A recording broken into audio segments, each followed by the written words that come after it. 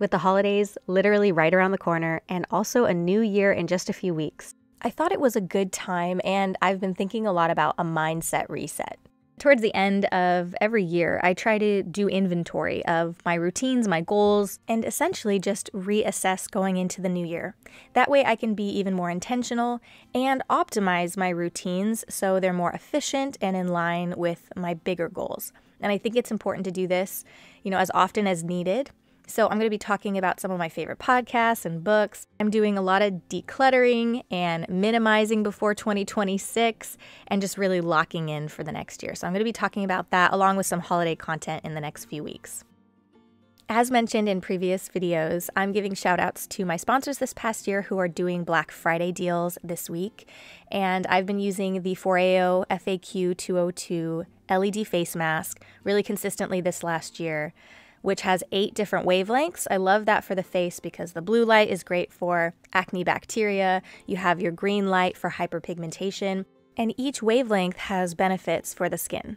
It is ultra lightweight and wireless, which makes it really easy to kind of do 2 things at once. So I love to put the mask on for a self-care day if I'm just relaxing, but I also like to do chores with it. I like to sit and read. And it doesn't bother my eyes, which I appreciate a lot about this mask because of the way it's designed. During Black Friday, Foreo is having up to 50% off the entire site. So if there's something that you've been wanting, or maybe something you want to give as a Christmas gift, I have a code Talbott35 for an additional 35% off, up to 50% off the entire site, including sale items. So you can check that out if you're interested. So like I said in the beginning of the video, I think doing a personal inventory at the end of the year is a great way to assess your goals. I personally enjoy doing this through regular journaling. This could include a brain dump, which I've talked about before on my channel, basically a mental decluttering technique. Or you can look for journal prompts. There's a bunch of journal prompts on Pinterest. But one of them that I really like is, what are 3 values I want to guide my life moving forward? It can really help you create what I like to call pillars.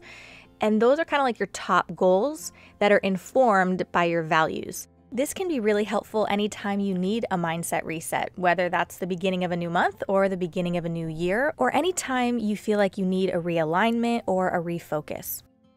It can be really easy to be distracted by other people, whether it's people you know or people you see online, and lose track of your own personal goals and values and how you want to create routines around that. So I like to write out my values and then my pillars, which would help inform my routines, because hopefully my routines would reflect my pillars. So some of mine would include 1, personal and spiritual growth, and a few things underneath that I can plug into my routine to help me focus on that.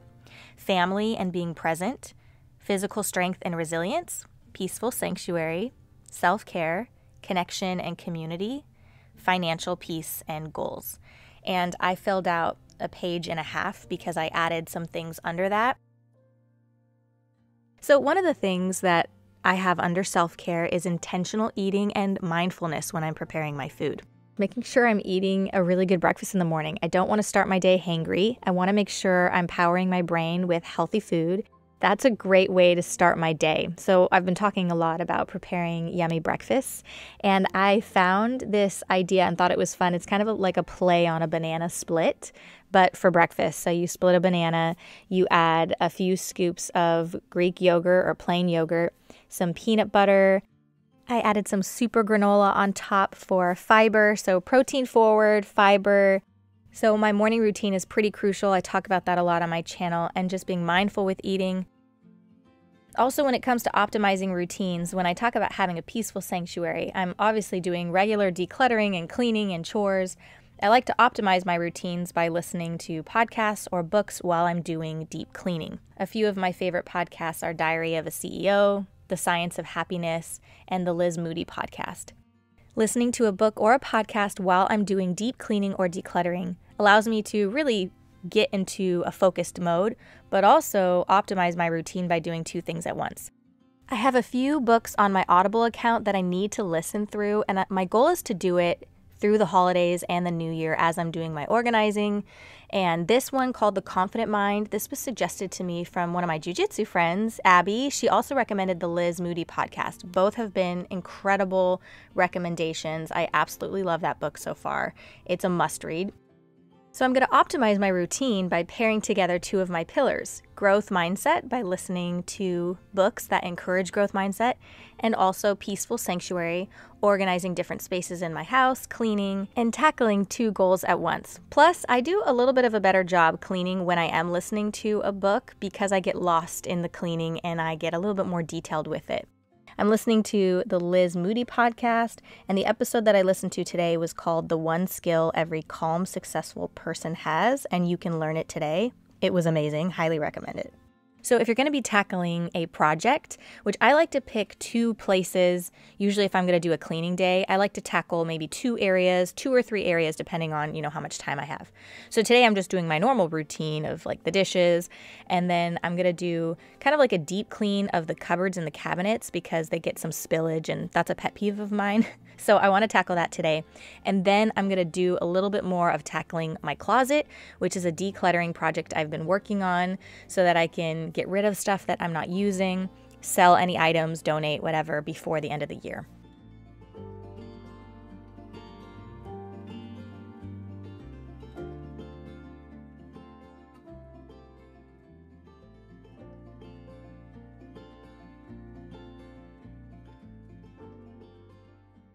My closet has been a work in progress because I do have my winter and summer wardrobe in my closet. So I'm trying to kind of turn everything over, clear it out. And I feel like, sometimes older clothes hold on like memories or energy from the past. And sometimes it's really therapeutic to just get rid of stuff. And so I love a good closet clear out. I like to sell items on Poshmark, and I buy a lot on Poshmark too because I try to stick with buying mostly secondhand. Unless I absolutely can't find it on Poshmark, then sometimes I will shop.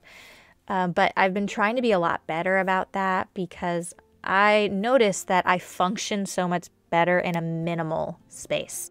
It just works best for me. I can't hold on to like too much stuff because I need to make sure I'm using it and it's functional. You know what I mean? I read that book years ago by Marie Kondo, The Japanese Organizing Techniques, about what to keep, sell, or donate, what to toss, and basically choosing what gives you joy. So I've been doing a big home clear out and a closet clear out. I do a donation pile, and then I also sell some of my clothes on Poshmark. And I use I keep any of the boxes that we get in the mail, and I like to recycle those whenever I ship something out. Obviously, self-care is one of my pillars, and it's been something that brings me joy since I was very young, and I think it will for the rest of my life because it's another way for me to tap into mindfulness and also just reflection. A lot of times when I'm giving myself an at-home facial, if I'm doing a facial steam or a face mask and then reading a book, it's always just kind of been my way of getting back on track, if that makes sense.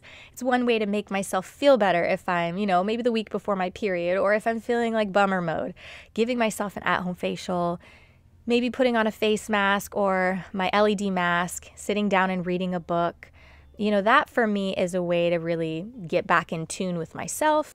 Also, another way to connect with my senses, smelling the beautiful body wash, feeling scrub. For me, it's like that tactile experience as well. But a lot of times I'll combine that with just something relaxing like reading. I need to finish The Problem of Pain. I really need to finish this one too, A Random Walk Down Wall Street, which is about investing. I'll talk more about that in the new year as well because I've been wanting to learn and grow in that area as well. So even optimizing my self-care routines by including some growth mindset books or books that will help with spiritual growth. So I like to do that. And then obviously being very consistent with my skincare routine. I especially liked in the last few years adding skincare makeup to my routine.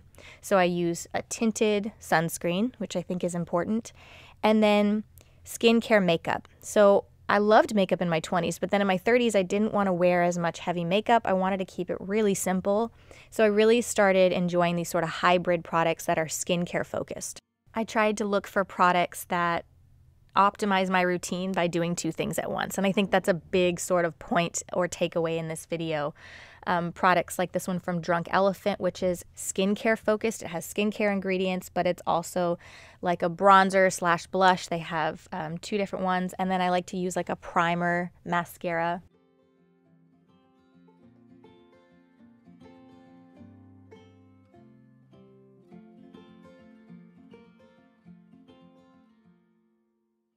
The truth about routines is sometimes they can get boring and they can feel sort of mundane and repetitive. Creating novelty within your routines, trying different things, challenging yourself, and also working on just really connecting and being present and mindful with what it is that you're doing. When it comes to exercise, I try to move every single day. That's a goal of mine. You know, sometimes I don't. I take days off, of course. This is the week before my period, so I'm trying to do something a little lighter. I'll usually do Pilates or stretching, and you've seen that on my channel. I'm just doing a 15-minute ab routine, and I'm just going to be connected with my body, try to show gratitude.